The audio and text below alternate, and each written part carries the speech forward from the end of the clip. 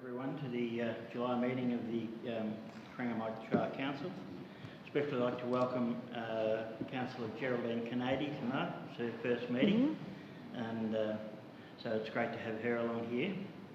I'll introduce the councillors starting from Geraldine Kennedy, Councillor Joe Beard, Councillor Ruth Restrain, Councillor Simon Illingworth, Councillor Leslie Brown, and Councillor Helen Durant, and I'm Amelia Trotter. We'll remain seated tonight because we're broadcasting this. So we'll start with the prayer. We ask for guidance and blessing on this council.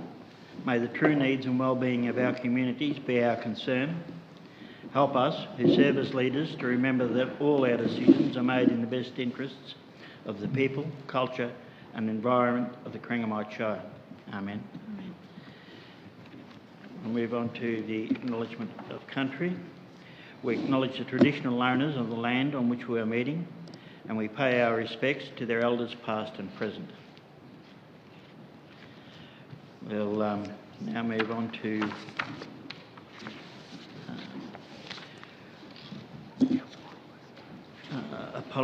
apologies. Do we have any apologies, Mr Mason? Mr Mayor, there's no apologies for tonight's meeting. Do we have any declarations of conflict of interest? Mr Mayor, I've got two declarations of conflict of interest. The first from Councillor Kennedy in relation to item 7.2, which is the Mount Noorat Committee, and the second from Councillor Beard in relation to item 9.6, which is the Council Grants Program. Okay. Confirmation of minutes, councillors. Can I have someone confirm that minutes, the previous minutes, be accepted? Councillor Brown, do we have a seconder? Councillor Stone. All those in favour? Carried.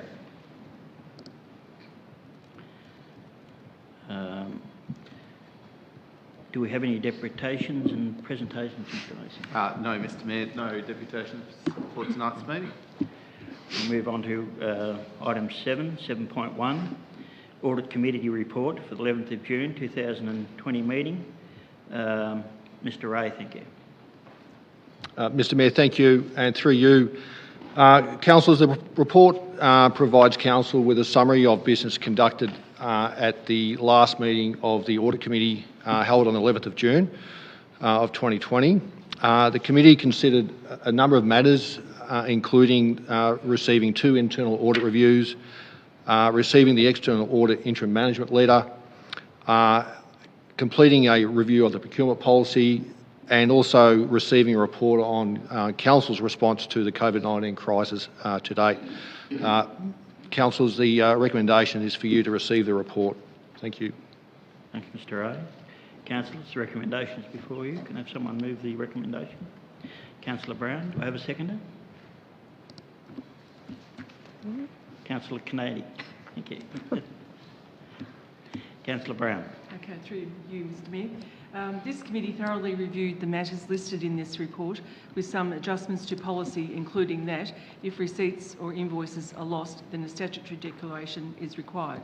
This is not currently listed in the policy but will be included at the next review. The Audit Committee continue to provide a thorough review of governance and ethical standards of our council, and I support the recommendation. Thank you. Thanks, Councillor Brown. Councillor Kennedy. I have nothing more to add. Councillors, any further comment? Councillor Durant. Thank you, and through you, Mayor.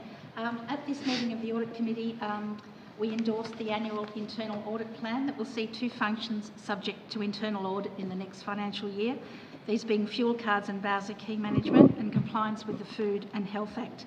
And these have been selected as they reflect emerging issues within the local government sector, and they're also reflected in our risk profile. Thank you. Thanks, Councillor Durant. Councillors, no further comment? I'll put the motion. All those in favour? Carried. We'll move on to item 7.2. I think we have a conflict of interest here with Councillor Kennedy. Yes, Mr Mayor, I have a conflict of interest, close association. Okay.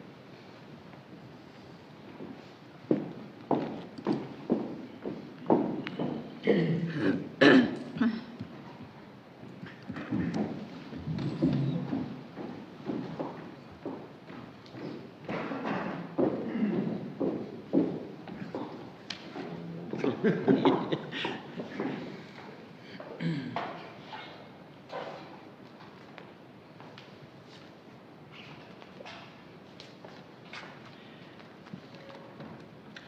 Noorat Management Committee Annual Report and Committee Appointments. Mr Bond, thank you. Thank you, and through you, Mr Mayor, the report tonight relates to two items. The first being the Mount Noorat Management Committee's achievements for the past 12 months, which has seen the development of the first Mount Noorat Management Plan, and also the upgrading of a walking track from the current visitor car park with the assistance of a grant from the state government's Pick My Project, and this now allows people to have easier access from the car park to the initial crater viewing platform. They've also undertaken stock fencing to support grazing and grazing leases on the mount, and also to improve the visitor experience while using the track. It's also worth noting that the committee have been the recipients of a donation from a local resident, which will greatly assist in revegetation and other projects associated with the environment on Mount Noorat. The second part of the report relates to a recommendation of 5 new committee members in accordance with the council delegation to this committee. The vacant positions were advertised and a large number of applications were received from interested community members. The existing committee members have assessed the applications in accordance with the selection criteria and have recommended 5 nominees to fill the available positions on the committee. Councillors, the recommendation is before you. Thanks, Mr Bond. Councillors, the recommendation is before you. Councillor Durant. Do we have a seconder? Councillor Gastran. Councillor Durant. Thank you, and through you, Mayor, I wish to congratulate the Mount Noorat Management Committee on the extensive work that has been done over the past 12 months. They've been a very active and committed group who have achieved a lot in a relatively short period of time. A comprehensive management plan has been developed and external funding sourced that has allowed the committee to address some key issues, including a much-needed upgrade to the walking track, the development of a vegetation management plan that will help to identify suitable areas for revegetation and weed control measures. The philanthropy of Pam Knight and her late husband Robert and their passion for the environment is well known in the Noorat community. Pam's incredibly generous contribution of $30,000 towards native vegetation and fencing is one that I'm very happy to formally acknowledge this evening. In a time when many community groups are struggling for numbers, it is a sign of how much Mount Noorat means to the community when 15 applications are received for 5 vacancies. I would like to commend the committee on their decision to establish a Friends of Mount Noorat group so that this willingness to be involved will not be lost to the community, and those who are unable to be selected will have the opportunity to still be actively involved. I would like to thank the outgoing committee members, Heather Hicks, Harold Craven and Steve Hampson, and congratulate the new and returning members and wish them well in their continuing custodianship of the Mount. I'm very happy to move the motion. Thank you. Councillor Gastran.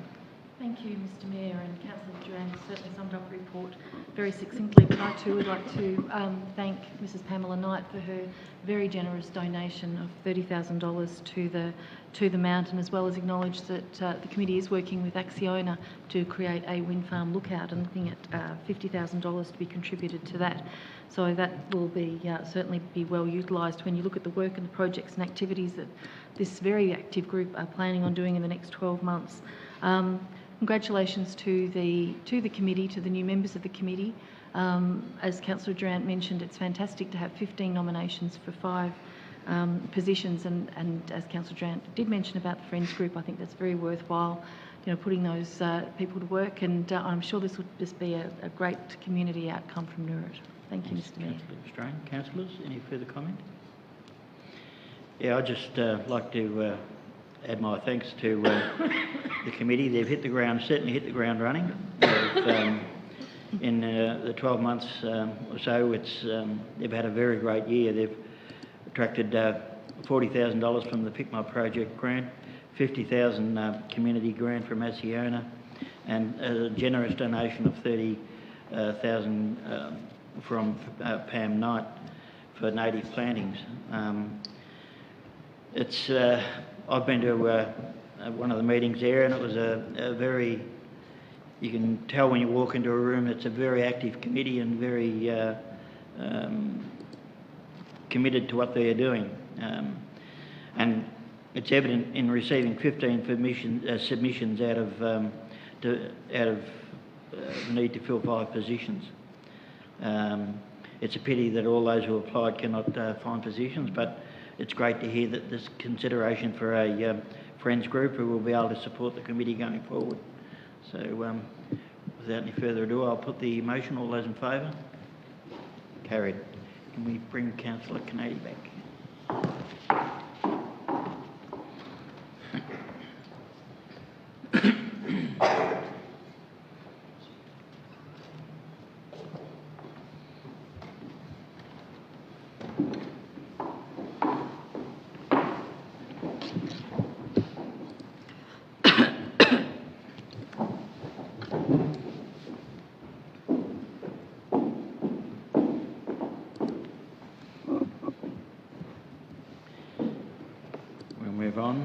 There's no planning reports tonight, so we'll move on to officers' reports.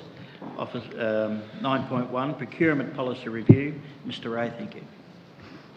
Mr Mayor, thank you. And through you, Council is required to review its procurement policy under the 1989 Local Government Act at least once every financial year. The provisions related to procurement still apply to Council for at least another 12 months. The policy has been reviewed and, as mentioned previously this evening, also considered by Council's Audit Committee and it's recommended for approval. Council's procurement policy is important control for ensuring procurement practices are delivered consistently and in a manner that demonstrates good practice and accountability. Council in 2017-2018 made significant changes to the policy after comprehensive review by Council's internal auditor.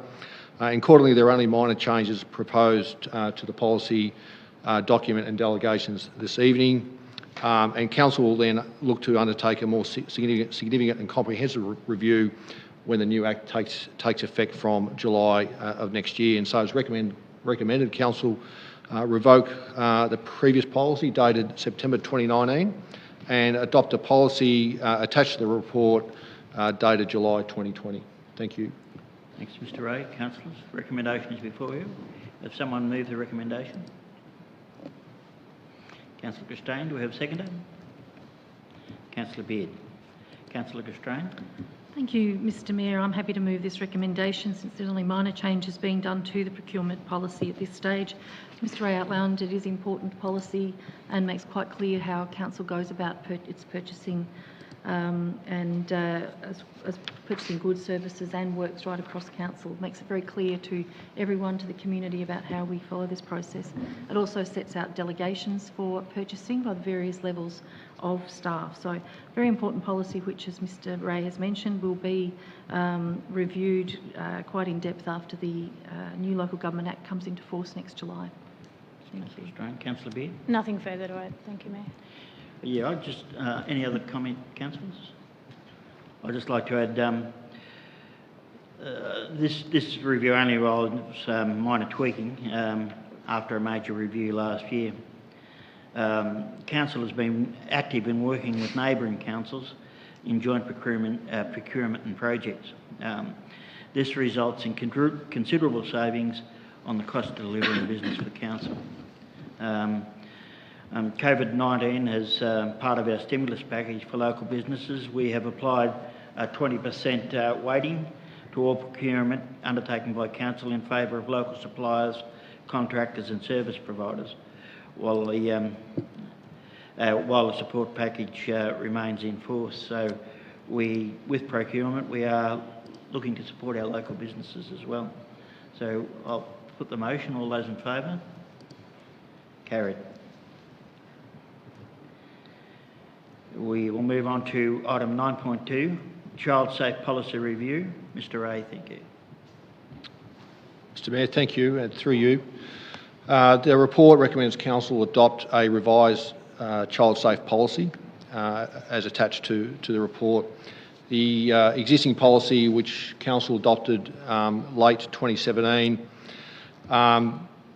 effectively has undergone a review to ensure that it aligns with the Child, Youth and Family Act of 2005. And that Act has recently been amended to include Victorian mandatory reporting procedures and requirements for local referral pathways with regards to ensuring the safety of children. That revised policy also positions Council to transition towards compliance with the National Child Safe Standards at a future point in time if it is legislated by the Victorian Government. The revised policy also more fully describes Council's commitment to being responsive to the needs, interests and aspirations of children and young people in our community. And finally, councillors, the organisation has drafted child safe staff guidelines. These guidelines will be considered and approved following council's adoption, should it choose to do so this evening, of the revised policy. And the recommendation is before you, councillors, to revoke the policy dated September 2017 and adopt the policy dated July 2020. Thanks, Mr. Ray. Councillors, Councillor Illingworth. I have a second. Councillor Durant. Councillor Illingworth. Yes, thank you. Policies aren't really going to fix this problem, but obviously we need it. What fixes child abuse is courage, and that's the courage for people to stand up and report any suspected abuse. This council, and indeed our entire region, should have zero tolerance for child abuse. We're totally committed to the safety and well-being of all children and young people, and it's a timely reminder during COVID-19 that we must be aware of what our children are watching on the internet in particular, and also be aware of the capacity of grooming over social media. So I'm more than happy to agree to this policy. Councillor Illingworth. Councillor Durant. Thank you, through you, Mayor. Council has a duty of care to ensure the safety and well-being of all children who attend council services.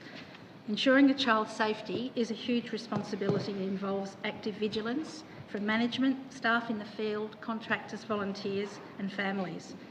It takes a community to raise a child is an old saying, and in many cases it could just as well be it takes a community to raise a child safely, particularly those children who are most vulnerable and who need extra support. As councillors, we have a role to play in making sure council has a strong organisational culture that puts the health and well-being of children front and centre, by making sure that all those involved in the care of children know their roles and responsibilities if they reasonably believe a child has been subject to abuse or is in danger of harm and in need of protection. I hope you second the motion. Councillor Durant. Councillors, any further comment? Yeah, I'd just like to add, in much along Councillor Illingsworth, any legislation, any policy is only effective when it is reported in this instance. So if these instances go unreported, the legislation is ineffective. So it relies on the community to be proactive in reporting these instances. So I'll put the motion. All those in favour? Carried. We'll move on to item 9.3, long-term financial plan. Mr. Ray, thank you. Mr Mayor, thank you. The report recommends Council adopt the long-term financial plan 2020 to 2030. Last year, in June 2019, Council adopted its initial or first long-term financial plan following extensive development with officers and councillors. The plan recommended for Council's adoption this evening has largely undergone a desktop review in lieu of the requirements under the new Local Government Act to develop a more extensive plan following the October 2020 council election. In developing the plan, Council has adopted, or it's recommended, that 4 broad objectives be set as the premise for ensuring Council remains financially sustainable in the long term. And they are largely the financial sustainability indicators as measured by the Victorian Auditor General's Office are within a low or medium risk category, that service standards are maintained at existing levels, and that growth in recurrent operating costs is contained to growth in recurrent income. And finally, that renewal or upgrade of existing assets has priority over new assets. The projects that Council, the plan projects Council will remain financially sustainable in the long term, based on the assumptions used. And the assumptions also include some allowance for the short-term financial impacts of COVID-19.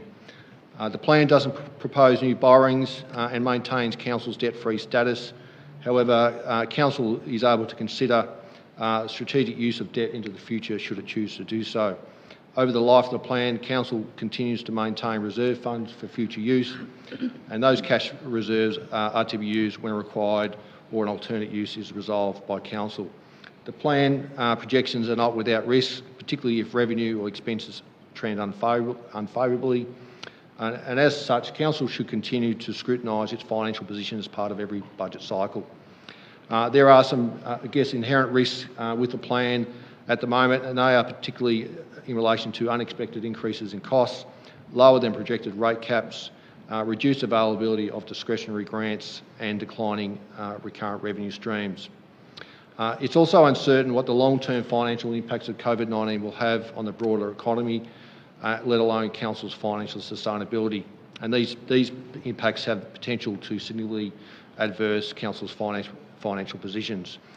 It will be important as the federal and state government budgets are delivered later in the year to then reflect those impacts in a revised long-term financial plan. Broadly, a long-term financial plan is a forecasting document. It doesn't commit Council to a particular course of action. Its adoption this evening provides strategic guidance to the organisation to ensure Council's financial objectives are reflected appropriately within its operations and ensure the organisation remains financially sustainable into the future. And Mr Mayor, it's recommended that Council adopt the plan this evening. Thank you, Mr Ray. Councillors, the recommendation is before you. Do we have someone move the recommendation? Councillor Bristrain. Do we have a seconder? Councillor Illingworth. Councillor Bristrain. Thank you, Mr Mayor. And saying the long-term financial plan, 10-year plan, is fiscally conservative.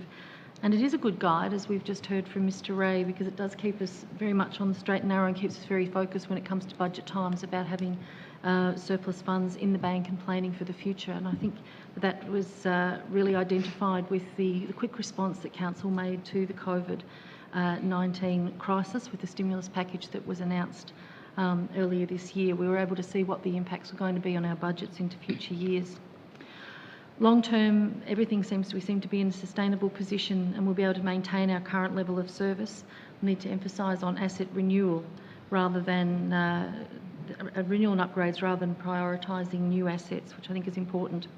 I think what other areas that were highlighted was the net underlying result in the long-term financial plan, which continues to show the reliance on grants for capital expenditure. So I think Council needs to make sure that it takes full advantage of grants when they are available. There are no new borrowings, but I think that in light of grants drying up, and I think they will, considering the money that's being expended by state and federal governments, I think that perhaps future councils may have to look at taking out borrowings to fund future major infrastructure projects. But I think we're definitely in the right space, Mr Mayor, with our long-term financial planning, and our corporate services team certainly keep us on straight and narrow. Thank you, Councillor Australian. Councillor Illingworth. We're obviously in a good position as we speak. I too believe that there may well be some changes once the state and federal stimulus packages start to wind back. But it's a good job, Mr Ray. Thanks, Councillor Illingworth. Councillors, any further comment? I'll put the motion. All those in favour? Carried. We'll move on to item 9.4, positioning Timboon and Simpson, draft strategy and public consultation. Mr Bond, thank you. Through you, Mr Mayor, I present Council with this report on the draft positioning Timboon and Simpson strategy. The draft strategy has been prepared after considering community comments, past research and findings from an issues and opportunities paper. The strategy will deliver future strategic direction for Timboon and Simpson to position both of these towns as hinterland townships and service centres catering for residential growth and future tourism opportunities, and include a new structure plan for Simpson, which will update the land use framework for this town. Importantly, the draft strategy aims to support future residential decentralisation and housing opportunities within Corangamite Shire, with COVID-19 potentially advancing some of these opportunities. A 4-week public consultation period is scheduled to be undertaken throughout August to provide the opportunity and comments for the community to get back to Council in regard to the draft strategy. Councillors, the recommendation is before you. Thanks, Mr Bond. Councillors, have someone move the recommendation? Councillor Illingworth, we have a seconder. Councillor Beard. Councillor Illingworth. I enjoy speaking about Simpson. Simpson punches above its weight. It's the land of the doer. People just simply get on with what they need to do, and they don't ask for much in return, which it's really a pleasure to have Simpson within my ward. Pre-COVID, it was obvious we were heading for an unprecedented acceleration of sustained population economic growth, irrespective of the state or national outlook with our international tourists. In fact, our coastal towns were generally the beneficiary of whatever nationality was doing best in the world, and they certainly came down in the form of tourism in huge numbers. Now, I expect that will continue once this COVID situation sort of levels off. This began in 2016. We organised a futurist town meeting at Simpson. We actually had a large number of people turning out, which I must say is not necessarily surprising for Simpson, because they're a community and a town that is very proud.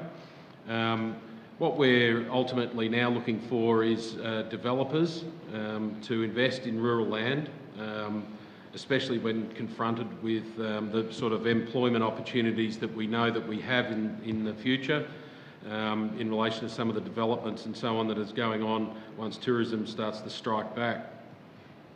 I would like to remind everyone that prior to COVID stopping our tourism, we had local families starting to be displaced from rental accommodation, and indeed some workers and so on from gas plants and whatnot, and also some cashed up tourists that were using Airbnbs and so on. So housing was becoming an issue, and I dare say that having COVID, if there's a silver lining in anything, it actually gave us an opportunity to actually now to put this plan forward and to get things underway so that we can actually do it better when things get back on track. Melbourne itself is bursting at the seams, and at Simpson we debated what and how we would plan for such a change of people actually taking a tree or sea change.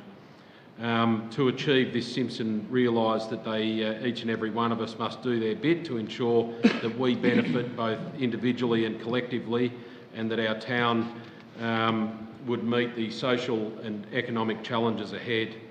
I'll finish on this. 3 years ago, 2016, as I said, we called a town meeting. There was no committee, no minutes, but there was a really genuine discussion and a sense of town and place, and so I'm really happy that this has come forward, and I do hope that the townships of Simpson and Timboon read the document and have some input in it. Thanks. Councillor Beard. Yes, through you, Mr Mayor, and I haven't got a lot further to add. Councillor Illingworth has certainly highlighted the benefits of this draft strategy and the purpose of it being now will hopefully adopted to go out for community feedback.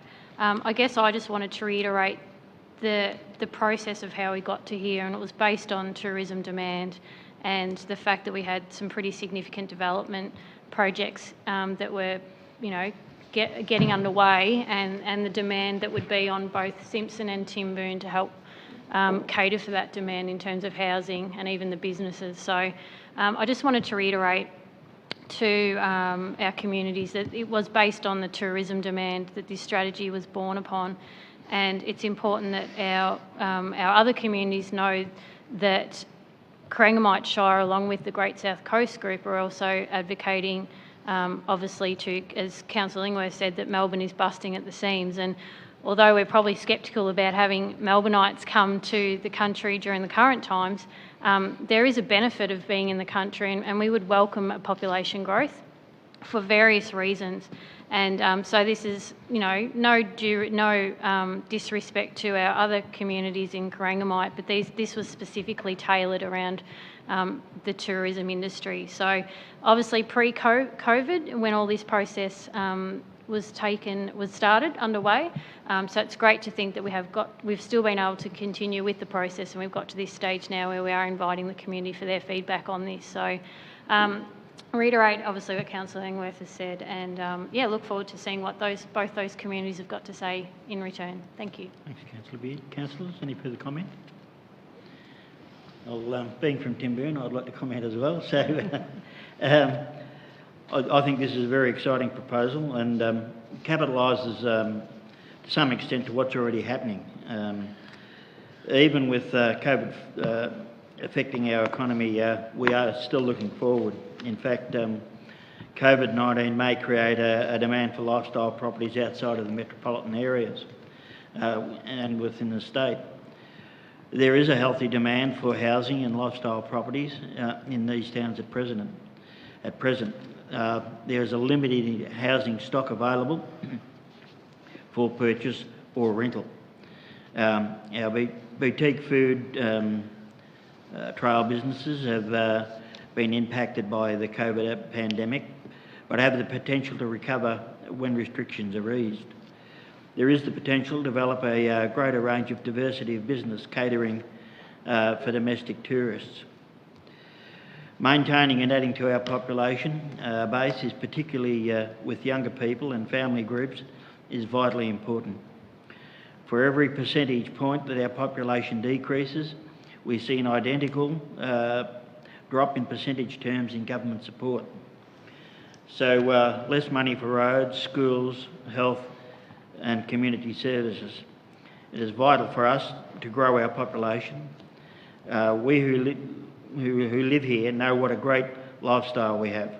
We just have to get better at selling it and putting in place the capacity to meet demand.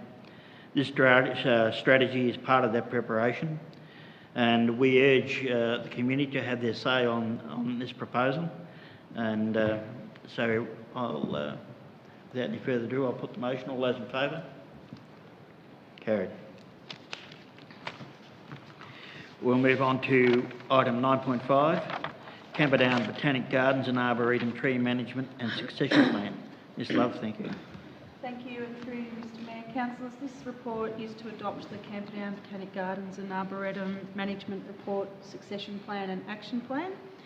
The plan provides a strategic framework for the preservation of notable trees within the gardens and the Arboretum for future generations. The plan considered relevant recommendation and actions from the CMP to provide a holistic view of succession planning of trees and any further garden beds. And a key principle of the project was to ensure the continuation of the Guilfoyle and Bunce landscape designs for future generations. The succession plan has been developed to locate the trees that will succeed the existing 154 notable trees within the gardens and the Arboretum. The management report provides the approach to planting out the succession trees, including the approach to sourcing the trees, whether through propagation techniques or procurement.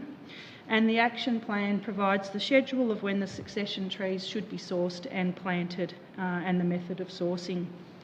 The project was undertaken by Dr Jen Durnelly, Director of Balliang Consulting, who has had classical horticulture and botanical garden training at Royal Botanical Gardens in Kew. Consultation occurred with key stakeholders in the pre-design and after the concept plan phase. The report provides a valuable reference tool for existing and future council staff, for lessees and for the Camperdown Botanic Gardens and Arboretum Trust who are involved in the management and operations of the site.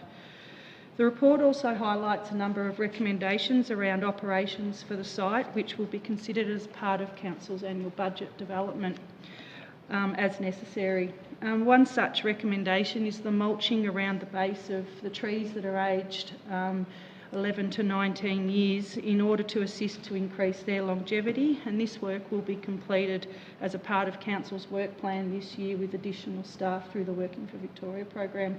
The recommendation is before you. Love. Councillors, the recommendations before us. Can I have someone move the recommendation? Councillor Christine, do we have a seconder? Councillor Durant. Councillor Christine. Thank you, Mr Mayor, and I think I should have gone before Ms Love, since I've got lots of ticks and all the things that she's covered. This project originally started out as a landscape and planting plan, and the scope was actually refined to the succession planting of the notable trees, as mentioned, 154 of them, primarily just to secure the location of the trees before any further garden beds are developed or infrastructure is introduced into the garden. Ideally, the report recommends that it's important to maintain the garden-esque style of planting, and that's where open lawns are maintained so that individual trees are appreciated in the tree form. Before there's, as I said before other garden beds are to be discouraged. I think that this is definitely the way forward. We're being very true to the gilfoil and bunce designs, but the trees that we are considering planting, which are recommended through the CMP or the gilfoil list of trees, certainly has to be considered in the light of climate adaptability and making sure that we're planting the right trees for the future. As mentioned, I think it's wise that a number of these trees are coming to the ends of their lives, and to increase their useful life until perhaps the new trees are in place, whether they be propagated, which I believe the Gardens and Arboretum Trust have already started that project, or they're purchased. It's important to maximise the longevity so that these new trees have time to establish. So I'm very happy to move this motion and to thank the stakeholders and contributors to the plan, as well as the author of the report did a terrific job. So thank you, Mr Mayor. Councillor Australian. Councillor Durant. Thank you. I referred back to the notes I took from a meeting held last November with the consultant who prepared this very comprehensive and impressive report. She commented that the Botanic Gardens and Arboretum are in a unique and spectacular location, that the tree specimens rival those in Kew Gardens, and that it is a precious asset with huge potential. This landscape and planting plan will ensure a phased introduction and prioritisation for succession planting that will be like for like wherever possible and practical, taking into account future climate conditions. The trees are the key element, and the succession plantings need to take place before any additional garden beds can be identified. This is a great step in making sure the gardens remain for future generations to enjoy. I'm happy to second it. Councillor Durant. Councillors, any further comment? Put the motion. All those in favour? Carried. We'll move on to item 9.6, Council Grant Program 2020-2021. Ms Love, thank you. Excuse me. Sorry, Mr Mayor. I'll just stop declaring a conflict of interest through close association for the Cobden Golf Club Reserve Committee application. Thank you.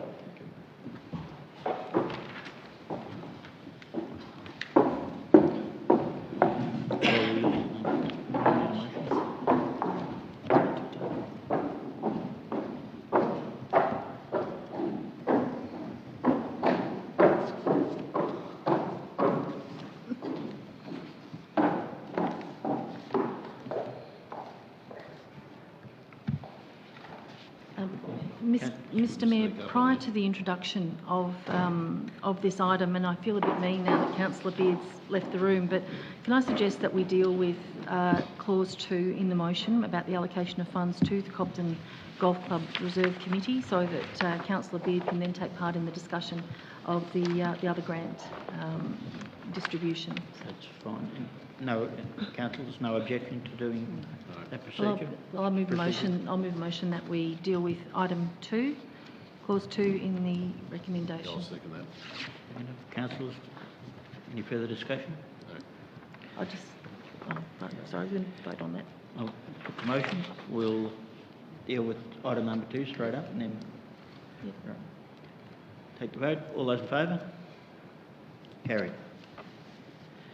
So this relates to Cobden Golf Club Reserve Committee. The amount is $2,000. Someone move the recommendation? Councillor Crane, seconded. Councillor Illingworth. Councillors, any further discussion?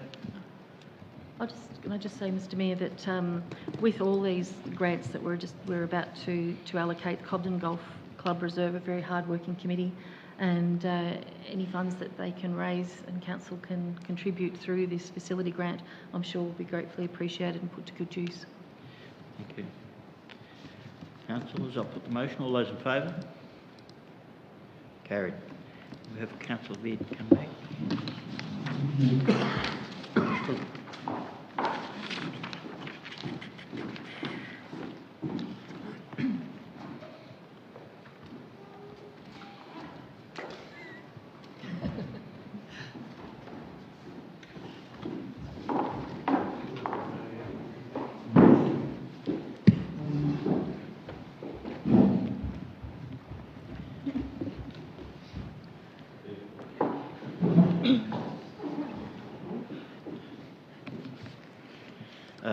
Councillors, we'll move on. Ms Love, would you like to... Thank you, and through you, Mr Mayor. Councillors, the purpose of this report is for Council to approve the allocation of funds for Council's 2020-2021 community grants, facility grants and environment grants programs. Council's grants programs provide financial assistance and or in-kind support to community groups, not-for-profit organisations, committees of management, individuals with an ABN, commercial organisations and schools located in Corangamite Shire. The Community Grants Program provides funding for workshops and equipment purchases, development of new community and cultural programs, community events and planning activities, and provides funding up to $1,000 per project on a dollar-for-dollar basis. The Facility Grants Program provides financial assistance to committees of management to assist with improvements to halls and recreation reserves and other facilities across Corangamite Shire. The Grants Program for the Facilities Grants provides funding up to $2,000 per project on a dollar-for-dollar basis. The Environmental Grants Program provides funding to groups, organisations and individuals to undertake environmental and sustainability projects within Corangamite Shire to further enhance the environment and support sustainable projects across the community. And the funding provided is $2,000 per project. In total, 108 grant submissions were received across all three grant programs, requesting a total of $143,494. Following an assessment process, it is proposed to allocate funding to 93 applications at a total value of $119,893. Councillors, those figures don't replicate what is in the report because it was identified one application was not registered to the Community Grants Program. It has been received by Council within the required time frame, however was not evaluated.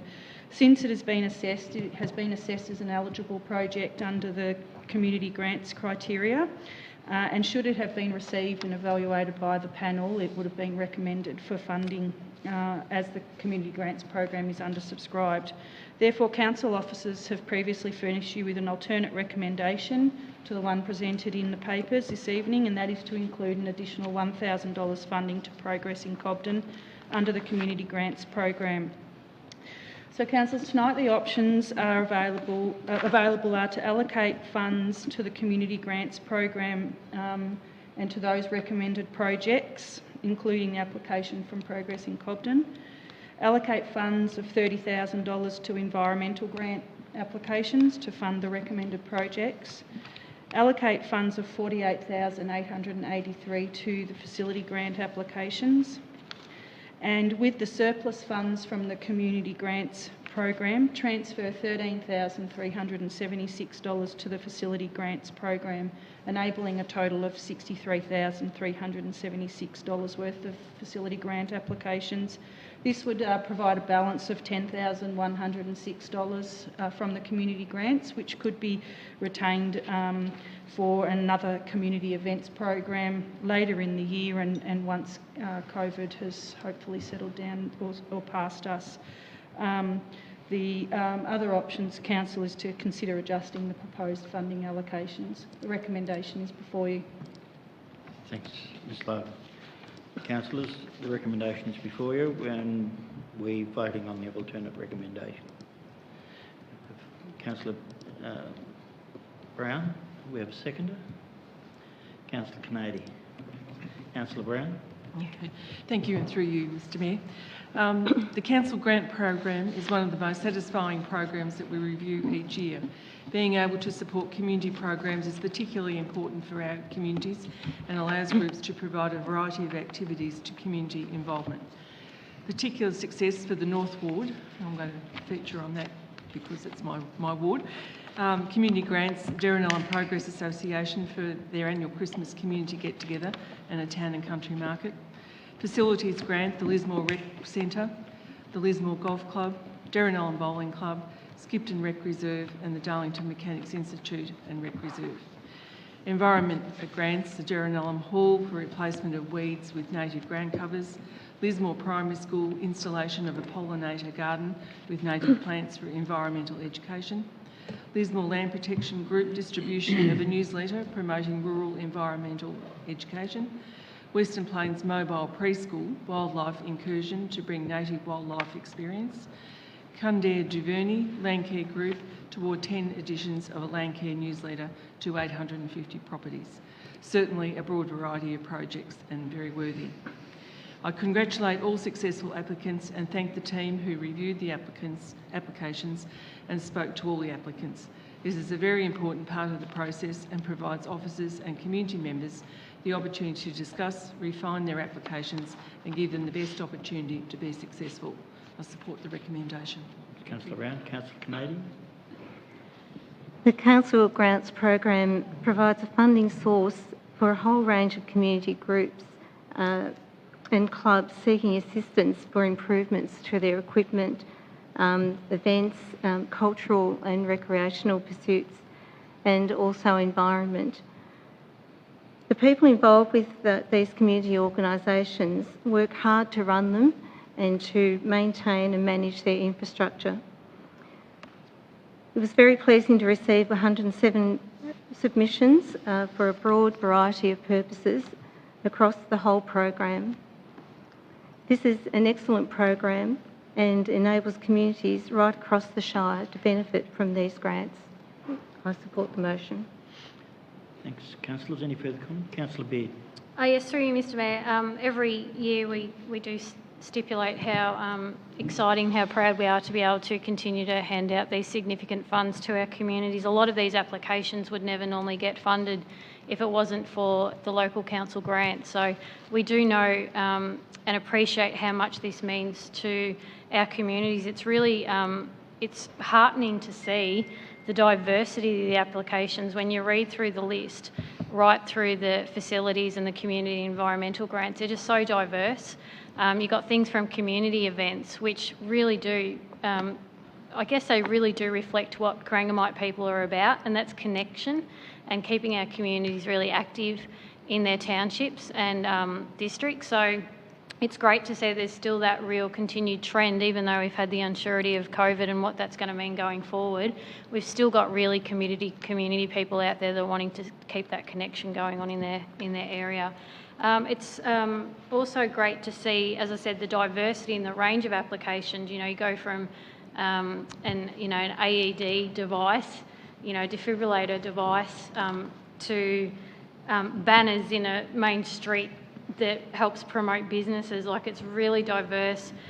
Great to see in the environment grants there's a fire recovery project for one of the fire affected properties that have put in application to help rehabilitate native vegetation. So that's really great to see that that property will be able to get some benefits of these funding.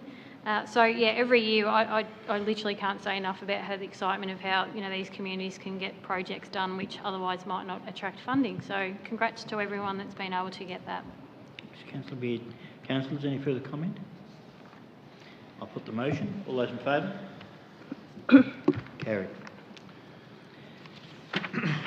We'll move on to item 9.7, Federal Government COVID-19 Local Roads and Community Infrastructure Program 2020. Mr. Love, thank you. Thank you, and through you, Mr Mayor. Councillors, this report is for Council to endorse nominated projects to be funded under the Federal Government COVID-19 Local Roads and Community Infrastructure Program 2020. The Australian Government has provided $2,285,555 to Corangamite Shire from the 1st of July this year for local roads and community infrastructure projects. The proposed list of projects addresses key issues and projects that have been identified in Council's Strategic Resource Plan or Priority Community Infrastructure and are considered to meet the objectives and eligibility requirements of the program. The intended outcomes of the Local Roads Community Infrastructure Program are to provide stimulus to protect and create local short-term employment opportunities and deliver benefits to communities such as improved road safety, accessibility and community infrastructure amenity. To be eligible, a project must be additional and have been brought forward from the 2021 work plan. Works must also be undertaken within the next 12 months and be completed by the 30th of June 21. And funding cannot be used for projects that have already received other state or federal funding. Councillors, it's proposed to fund 15 projects identified across 7 townships within the Shire and 1 full-time 12-month position and contracted resources to assist with the project management and oversight in the delivery. Where co-contributions from community groups are required, these have been confirmed. And following endorsement of the project list, a work schedule nominating the projects for funding will be submitted to the Commonwealth for their approval. And once approved, the work schedule will form part of the grant agreement, and this work schedule is a condition for the release of the first instalment of funding. Councillors, the nominated projects are provided in the recommendation before you. Thank you, Mr. Love. Councillors, have the recommendation before you. Can I have someone move the recommendation? Councillor Augustrain, do we have a seconder? Councillor Brown, I think. First. Yeah, it was a Councillor Augustrain. Thank you, Mr Mayor, and can I say that all these projects that are listed in the report today are certainly very worthy projects, but there are many more waiting in the background. I think it's terrific that federal government has acknowledged that, I believe, by providing this grant funding, that local government is the best to deliver stimulus to their communities. Local government can be flexible, we know our communities, and we have planned projects that are shovel ready, which is important as there's a deadline on these funds to the 30th of June next year. I'd like to thank the federal government for providing these grant funds to deliver the projects that would find it difficult in other circumstances to find funding to be completed. I'd just like to mention a couple of those projects and note that projects have been from right across the Shire, but I'll just focus on Central Ward and just mention that stage 3 of the Camperdown streetscape is to be completed. This is the final stage of the streetscape that began several years ago. So there'll be some minor improvements to bollards and road crossings down on the eastern end of Manifold Street, but mainly works will be around the War Memorial and provide universal access so that people can use the War Memorial, particularly Anzac Day and Remembrance Day. I'd also like to mention the Terang Stadium roof renewal and facilities upgrade, and this is just an absolute winner for the Terang community. Council staff and councillors, we've been meeting with the Terang Stadium Committee, who are very hard-working, and they've been trying to find funds, significant funds, to replace the roof on the Terang Stadium. You get a heavy downpour and they've had to cancel basketball games, basketball tournaments, and the facilities, the toilet and shower facilities need an upgrade. So this will be a great shot in the arm. And I'm sure everybody in Terang, or anyone passing through that's ever used the Escort Street toilets, will be delighted to see that they are finally going to be replaced. That's something that's been on council work plan for many years, and it's great to see that happen, as well as the universal access to the Camperdown Courthouse. Being a historic building, it's very difficult to achieve universal access so that everybody in our community is able to go into that building and appreciate the heritage value of it to our community. So thank you again to federal government, and look forward to these projects getting underway, Mr Mayor. Thanks, Councillor Shane. Councillor Brown. Through you, Mr Mayor. Out of tragic circumstances, often there are opportunities that we can take advantage of. In these times of COVID, this opportunity is the federal government COVID-19 Local Roads and Community Infrastructure Program, a total of $2,085,555 for project construction and project management costs to support jobs, businesses and the resilience of local economies. Council have the opportunity with these funds to achieve all these objectives. Again, in my North Ward, we are able to fund the following projects: Derenellan Public Toilet Replacement, Skipton, a truck parking area seal, the Wyndham Street Skipton seal, fitness equipment installation at Derenellan, and the icing on the cake, I consider, is the Skipton skate park construction. The community there have been working a long time together to get this going. They've got some funds, and this is just going to be sensational for the community. These projects have been on these community wish lists for a long time, and the communities have already raised funds locally towards achieving some of them, including the projects listed for other wards. We have a good balance across the Shire to meet the objectives of the program.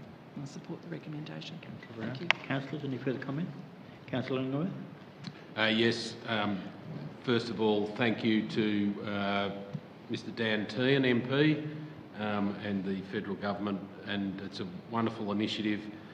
And the winner is Simpson Bowling Club, which I'm sure that they would be absolutely stoked that this has taken place. They've done a lot of work, and indeed, you know, the Lions Club, Biddy Wheel, and the whole community there that do all that work pro bono.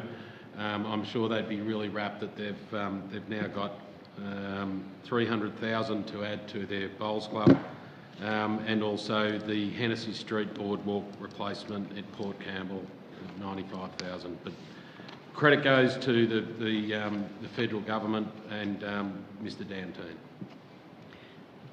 Councillor Beard. Yeah, through you, Mr Mayor, and yes, obviously thank yous all round, but I'd also like to pay a thank you and a special mention to our Director of Works and Services, Brooke Love. So when we first found out, obviously, about this funding opportunity, the federal government hadn't actually put out the policy guidelines, or the program guidelines, I should say, and Brooke and her team had obviously highlighted some amazing projects, only to find out that unless it was these projects were going to be infrastructure on council-owned land, then they would be deemed ineligible. So Brooke and her persistent and common sense mind got into action and got on the phone, got on the computer. Anyone who would take her call, I guess, was to try and really strive for the outcome in which we're able to celebrate tonight, is that these projects didn't end up having to be just on council-owned land. So, Brooke, thank you to you and the team for getting that over the line, because I can guarantee there was a few of these projects that would not have got up otherwise. So we're very grateful for your persistence with that. It does mean a lot. In saying that, I know the community of Cobden will be a tad disappointed they didn't get the dog park over the line, but I will certainly be revisiting that at budget time. So rest assured, there's certainly, as Councillor Gustrane said, there's a lot of worthy projects out there that still need to get funding, and we'll continue to endeavour and advocate on their behalf. Thanks, Councillor Beard. Councillors, any further comment? Yeah, I'd just like to add, because of the time frame for these grants, projects really need to be shovel ready, and some of these projects have been shovel ready for quite some time. They've projects that we've had on our books, on our to-do list for quite some time. And we thank council staff for their speedy response to get these proposals ready to meet the grant criteria. If these applications are successful, it will result in an additional $2.255 million worth of work being done on council and community infrastructure. And that's a huge win for this Shire if we're successful. So we thank the federal government for this initiative, and hope we can get it across the line. So I'll put the motion. All those in favour? Carried. We'll move on to item 9.8, contract 202-1005, supply and installation of cell 15 geosynthetics at the Corangamite Regional Landfill. Mr. Bond, thank you. Thank you, and through you, Mr Mayor, this report provides Council with the contract for the supply and installation of geosynthetics at cell 15 for the Noorat landfill. This landfill cell, once completed, will provide a further 2 years of airspace for our community and also for the region for waste services. The contract ensures that the products supplied are compliant with the design criteria and EPA standards, and that the installation process is undertaken in a way that ensures the reporting and testing requirements are achieved. Although most of the earthworks component and installation of clay liners is completed by council staff, this contract relates to the provision of those geosynthetics, HDP liners, cushion separation and filter geotextiles, and also the welding, testing and monitoring regime that goes along with the installation of those products. Councillors, the recommendations before you. Thanks, Mr Bond. Councillors, Councillor Duran, the recommendation. We have a seconder. Councillor Gustane. Councillor Duran. Thank you, and through you, Mayor. The recommended tenderer, Fabtech Australia, has tendered a significantly lower price. This does not necessarily mean they should be selected. However, their submission included all requested items and scored higher than the other two tenderers. Their methodology was ranked highest, and they have experience working on other landfill sites regulated by EPA Victoria and specific knowledge of our site in Corangamite, unlike the other two. So it makes perfect sense that they're the recommended tenderer. Thank you. Councillor Gustane. Thank you, Mr Mayor, and I guess my comments will be related not so much to the tender that we're discussing, and I have no doubt at all that Fabtech will do a terrific job, but I suppose my concern continues, and it wouldn't be a landfill item if it did come up mention of the landfill levy and the need to put the geosynthetics into our landfill at all, considering, as Mr Bond mentioned, the fact that we do have very good clay at our landfill, and that these EPA standards have come about, and it's a one-size-fits-all right across Victoria, that geosynthetics became mandatory a number of years ago following the landfill issues at Casey. So $287,000, I think, we could have spent that in $267,000 that could stay in council's coffers if there had been proper consideration of the subsurface clay that we have at our landfill. Thanks, Councillor Gustane. Any further comment? I'll put the motion. All those in favour? Carried. Move on to item 9.9, contract for the design, supply and installation of wet deck at the Lismore swimming pool. Ms Love, thank you. Yeah, thank you, and through you, Mr Mayor, councillors, this report is to award the contract for the design, supply and installation of wet deck and associated interconnecting plumbing at the Lismore swimming pool. The installation of a wet deck has been identified as a priority project for the Committee of Management and for the Lismore swimming pool for some time. Conversion to a wet deck design is necessary to reduce possible water leaks from the existing pipework and modernise the existing facility to ensure it can be utilised by the community for many more years to come. Council has invited tenders from experienced and qualified contractors for the design, supply and installation of the wet deck, and 2 submissions were received through the process. An evaluation panel was established to assess the submissions against the evaluation criteria. Each member of the panel who conducted the evaluation was considered to have appropriate qualifications or experience to undertake the evaluation.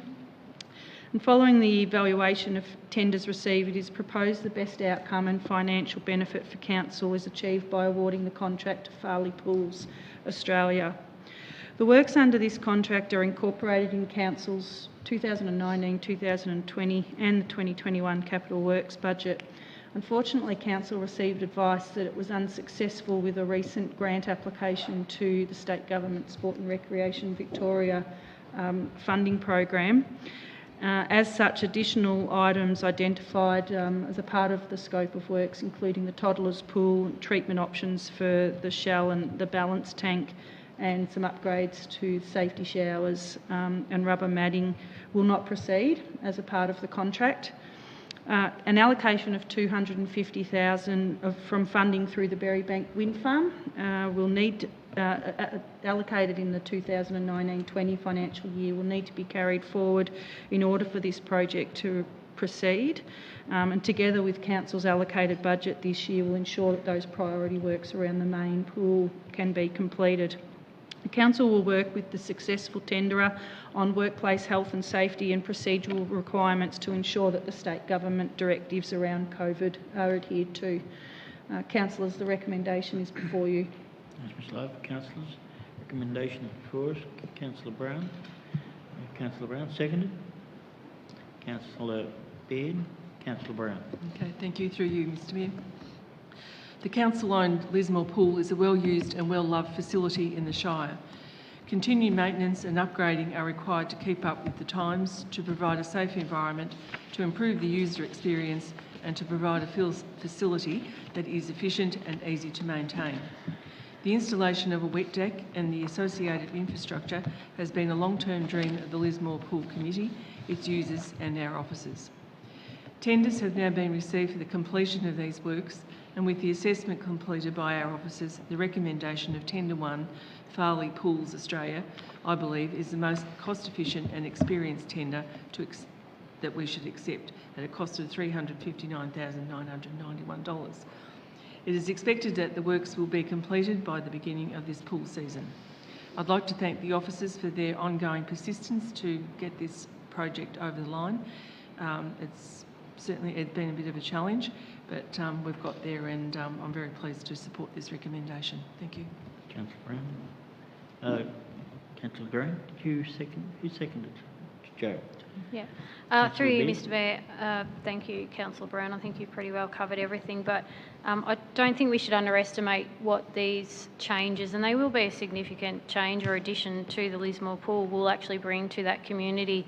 And fully understanding, you know, there's actually people from Ballarat that will actually drive out to Lismore to use their pool because they don't have an outdoor pool of their own. Outdoor pools do serve a significant purpose, and we only recently at the previous council meeting discussed about the usage and how there's various reasons as to why our usages have been down across our pools, but to me this is one thing that will actually enhance their Lismore pool and hopefully get people, you know, increase the usage and patronage at that. So hats off to the committee for standing by what they've seen as a priority and obviously a vision that they've had for a long time now. It's great that, you know, these sort of things can actually get funded, and it's been a real partnership. Thank you to obviously the Berrybank Wind Farm for their contribution as well. I think it's important that we, you know, acknowledge that they've got a significant contribution to this project as well. So thank you. Councillor Beard. Councillors, any further comment? Put the motion. All those in favour? Carried. Item 9.10. Contract 202-1004, provision of roadside vegetation management, including tree services, roadside slashing, and slashing to the Corangamite Shire. Ms Love, thank you. Thank you, and through you, Mr Mayor. Councillors, this report seeks approval to award the contract for vegetation management, including tree services, roadside slashing and spraying for a period of 12 months. The contract provides Council with access to contractors with appropriate expertise necessary to undertake the tree management services, roadside spraying and roadside slashing, along with vegetation management as a part of Council's response to emergency situations where multiple resources may be required on short notice. Tenders were sought from providers of these services for inclusion in Council's list of approved contractors. 11 tenders were received. The submissions were evaluated by a tender assessment panel comprising council officers from the Works, Sustainable Development and Finance departments. An assessment of the submissions against the evaluation criteria highlighted some tenderers submitted only for specific portions of the contract. The evaluation panel acknowledged it was advantageous to have multiple suppliers with the ability to complete a wide variety of work to ensure there is always capacity to be able to deliver works at short notices during peak periods or specific works as a part of our maintenance program. It was determined there is a sufficient number of contractors for each portion of the contract. Rates tendered in each of the submissions have been determined reasonable and within the current industry expectations, with the exception of one tenderer. This submission, being for tree maintenance services, was approximately 48% higher than the lowest submission. Therefore, this submission has not been recommended by the panel for inclusion in the contract. Councillors, you may choose to award the contract to all, some or none of the tendered submissions. The recommendation is before you. Thanks, Ms Love. Councillors, we have the recommendation. Can someone move the recommendation?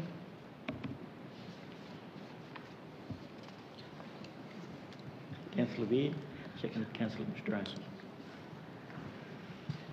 Through you, Mr Mayor. Obviously, this goes through a pretty stringent process before it actually even gets to us, and there's history comes into it, experience, quality of job, availability. I mean, you name it. These guys, oh, sorry, not these guys, but these companies go, as I said, go through a pretty stringent evaluation. So certainly in favour of having them all listed, as then it just allows our department or the departments requiring to have flexibility in who they actually choose to go with at the time. So happy to move this recommendation. Councillor Beard. Councillor Strang. Nothing further, Mr Mayor. Councillors, any further comment? Put the motion. All those in favour? Carried. We'll move on to 9.11, Corporate Risk Register, Strategic Risk Report. Mr Ray, thank you. Mr Mayor, thank you. The report presents to Council an update of Council's strategic risk profile as required, largely in accordance with the local government performance reporting framework. That framework requires Council to receive and consider reports twice a year or every 6 months. And in particular, the impacts on Council's operations, the likelihood and consequence of risks and the associated minimisation strategies. Council's strategic risk profile remains largely moderate. Notwithstanding that, Council officers have considered the impacts of COVID-19 as a strategic risk on Council's operations, and it specifically will be discussed and considered by Council's Audit Committee in September of this year, and if required, the Council's risk register will reflect the impact of that risk assessment. So it's recommended that Council receive the Corporate Risk Register report as attached to the agenda this evening. Thanks, Mr Ray. Councillors, the recommendation is before you. Councillor Durant, move the recommendation. Have a seconder. Councillor Brown. Councillor Durant. Thank you, and through you, Mayor. Identifying and managing risk is a vital function of Council. If risks are not identified and managed, they have the potential to be a huge cost, not just financially, but also through the loss of reputation and public confidence. The risk register is a high-level document, and I note, as Mr Ray has said, that a discussion on whether to include the impacts of COVID-19 as a strategic risk will be discussed at the next meeting of the Audit Committee in September. I think that will be a very timely discussion, and we could see an addition to the risk register in regards to the impacts of COVID-19. So I'm happy to move the motion. Thanks, Councillor Durant. Councillor Brown. Yeah, nothing further. Thank you. Councillors, any further comment? Put the motion. All those in favour? Carried. Move on to item 9.12, quick response grants. Mr Bond, thank you. Thank you, and through you, Mr Mayor, the report provides Council with 2 applications for the quick response grants. The first being the Terang RSL sub-branch for the installation of power to the Anzac Rest. The second one is from the Camperdown and District Historical Society for the purchase of a multifunction printer. These applications have been assessed against the eligibility criteria and are considered compliant with the criteria for this grants program. Councillors, the recommendation is before you. Mr Bond. Councillors, can I have someone move the recommendation? Councillor Brown, seconded Councillor Stone. Councillor Brown. Okay, through you, Mr Mayor. I obviously support these recommendations. I've had some experience with the history rooms in Camperdown over the last couple of weeks, and I've been thrilled with the information that I've received from them, and a copy of their newsletter fresh out today, and which I had to do at the community house, so now they'll be able to do it again in their own facilities. And I also support the RSL in Terang for their works as well. Councillor Brown. Councillor Strang. Thank you, Mr Mayor. Both really worthy recipients of quick response grants, and just backing up Councillor Brown's comments about the Camperdown History centre. They do a lot of work for people researching family trees, so I'm sure the multifunction printer will get a pretty significant work out, I think. Councillors, any further comment? I'll put the motion. All those in favour? Carried.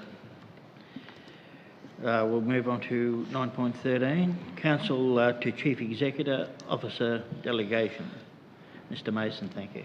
Thank you. Through you, Mr Mayor. While this is largely a procedural matter, it's important nonetheless. Council delegates powers to its CEO to enable the efficient operation of the organisation, and this is done via what's called an instrument of delegation, but sets out the extent of those powers.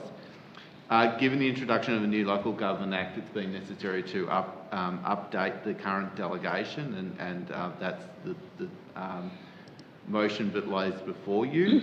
It is noted that within the delegation, it's recommended that you continue to provide the CEO with extensive powers in the event of an emergency and in circumstances where the council can't meet. That was obviously an addition to the delegation, but was made in response to COVID. So it's recommended that, given the continued uncertainty, that those powers remain. So the recommendation in 5 parts is before you. Thanks, Mr Mason. Councillors, the recommendation is before you. Does someone move the recommendation? Councillor Canady. Do we have a seconder? Councillor Illingworth. Councillor Canady. Thank you. Through you, Mr Mayor. As Mr Mason explained, it is an updated document in accordance with the Local Government Act 2020. It is an important instrument that allows the CEO to facilitate day-to-day decisions within council, in the council operations, and to enable those operations to be ongoing within the Shire, and it obviously comes with a range of conditions and limitations to manage those powers. And I'm happy to endorse. Thanks, Councillor Canady. Councillor Illingworth. Nothing further. Councillors, any further discussion? I'll put the motion. Those in favour? Carried. We'll move on to item 9.14, Oath of Office and Code of Conduct Declaration. Councillor Canady. Mr Mason, thank you. Thank you. So this gives me some pleasure in just reporting that on the 7th of July, Councillor Canady, shortly after her election, signed made an oath of office and signed a code of conduct before me, and in fact before councils, the majority of councillors. And so by doing so, she could therefore legally act as a councillor. So it is important, and we'd like to obviously welcome Councillor Canady. So the recommendation is before you effectively, but you're just receiving these important documents for the minutes. Thanks, Mr Mason. Councillor, someone move the recommendation? Councillor Illingworth, seconder. Councillor Beard. Just as well, someone moved it. I was feeling a bit concerned. Well, welcome. Any further discussion? Councillor Beard. Through you, Mr Mayor, look, from what already people are, obviously the public already see that Councillor Canady is certainly going to be a committed councillor to her community and the broader Corangamite community, so I just wanted to wish her all the best, and I certainly look forward to continuing to work alongside her for whatever the future may be for us all. But yeah, congratulations and welcome to the team. Thank you very much. Thank you. Councillors, any further comment? I'd just like to add my congratulations, and it's just a pity that you're going to have to go through all this again in about 3 or 4 months' time, Geraldine, but good luck. So I'll put the motion. All those in favour? Carried. We'll move on to item 9.15, Records of Assembly of Councillors. Mr Mason, thank you. Very simply, Mr Mayor, 3 records of assembly to be accepted. Councillors, can I have someone move that the records of assembly be accepted? Councillor Brown, have seconder. Councillor Gristone. Councillor Brown. Through you, Mr Mayor, very procedural and correct. Thank you. Councillor Strain. Nothing further, Mr Mayor. Councillors, any further comment? vote. All those in favour? Carried. We'll move on to item 10, other business. Councillors, does anyone have any other business? Councillor Illingworth. Yes, I have an own motion to put. That Council writes to the Premier Department of Environment, Land, Water and Planning and the Great Ocean Road Authority to reiterate the importance of the Princetown Rec Reserve and Port Campbell Rec Reserve to the local community, including but not limited to sport, recreation, community gathering and low-key affordable camping, to request the authority need for community consultation by the authority that acknowledges the work and experience of the committees and volunteers who have raised funds, made improvements and managed facilities without payment for many generations. 3, to acknowledge that the Princetown site was bequeathed ceremonially to the local community by Governor Murray over 100 years ago, and that it's not just another parcel of Crown land. Indeed, descendants of the handover generation remain. 4, to acknowledge that the Princetown Community Recreation Reserve is the home of the Princetown Cricket Club, who host teams from Camperdown and beyond, many of whom camp at the reserve side by side with local families and itinerant travellers. 5, that the low cost and small eco footprint at these reserves with simple basic facilities allow farmers and low income earners to have holidays that they wouldn't otherwise have, and as a result these camping facilities have never competed with accommodation facilities offered by private enterprise, nor should they do in the future. And 6, to acknowledge that the community is aghast that profits from camping fees are earmarked to be transferred into consolidated revenue of the authority to potentially be spent elsewhere, and that these facilities were set up, paid for and maintained by the local community, and all profits should be expended at the reserves. Do we have a seconder for the motion? To the motion? Councillor Castrain. Councillor Illingworth, do you want to speak to the motion? I think it pretty much speaks for itself. It's more a I put it as a fireside chat with the authority, just to say to keep our local people in the loop, because there is sort of suspicion when funds leave a reserve that they're worried that it may well go into Torquay or somewhere else like that. So these people have done a huge amount of work over the years. Being in a safe seat, obviously you have to work very hard for funds, and so the idea that it goes into consolidated revenue to potentially leave our area is of the utmost concern. So it's not a criticism by any stretch, but it's just forewarning and letting the new authority know as it's being put together that the community needs to be brought along on the process. Councillor Illingworth. Councillor Castrain. Yes, thank you, Mr Mayor, and thank you, Councillor Illingworth, for bringing this to the Council. I wholeheartedly agree with you. I think that the idea that funds that have been raised by these volunteer organisations go into general revenue of the Great Ocean Road Authority is completely wrong. I think that those funds that are particularly currently held in reserve by those committees are the funds that need to be spent at the reserves. And as such, I was going to just make a suggestion just to the wording, and I've just done it now, so it's just off the top of my head, in number 6, and it's in the last paragraph or so, and say that these facilities were set up, paid for and maintained by the local community, and that all funds held that are held in reserve should be expended at the recreation reserves that has raised the funds. So just clarifying, rather than just all profits, but actually the funds that are being held are the ones that are going to be, the committee needs to be consulted, and those funds need to be spent on the reserves that raise those monies. Yes. So it's only mild wording. Yeah. The idea with it as it stands, I know what you're saying. As it stands, is that that includes profits in the future as well. So there are funds on hand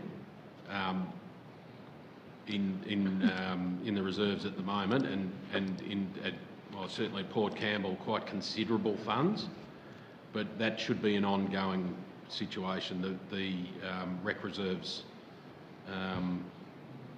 So if you want to, I'm happy with what you're saying, and I agree. So well, if I just change that, Councillor Illingworth, to that, and that all monies held in reserve and future profits should be expended. Yep. Because I know that there is a reasonable amount of money that's being held in reserve by those committees, obviously for long-term planning and infrastructure projects they want to complete. So that if we can capture both the reserve funding plus the future profits, I think would be tightened up a bit. Yeah, happy with that. Yep. Councillors, any further comment? Councillor Beard. Just a question for Councillor Illingworth, and I'm fully supportive of this motion you've put forward tonight as well. In relation to the reserves, you've obviously highlighted Port Campbell and Princetown. Yes. Out of interest, Councillor Illingworth, how are we looking for the other reserves along the Great Ocean Road in, say, other neighbouring municipality? Are they at the same kind of... Is this something that's going to be a precedent that maybe the councils need to really go at as an advocacy effort together? Do you see this as being an issue in the other neighbouring towns? Yes, so I'm aware that a motion has been put at Corangamite Shire in relation to specifically the Apollo Bay Reserve, and the difficulty is, yes, it's the same, but they're different. So the swathes of land that we're talking about, some are different to others, so they have different functions, if you know what I'm saying. So I have no doubt that this is going to be an ongoing issue across a number of the jurisdictional boundaries in the different shires, and I'm, well, as I said, so Corangamite Otway are onto it. Yep. I dare say Surf Coast is probably going to be much the same. Thanks. Councillors, you're clear on what you're voting on here? Any further discussion? I'll put the motion. All those in favour? Carried. Councillor Illingworth, you can give the wording of the motion to the officers. Yes. Yep. Now we'll move on to item 11, open forum. There's only one person in the gallery, Mr. Les. Nothing to say tonight. Good. We'll move on to confidential items. Nil. So thank everyone for their attention tonight, and I'll close the meeting. Thank you.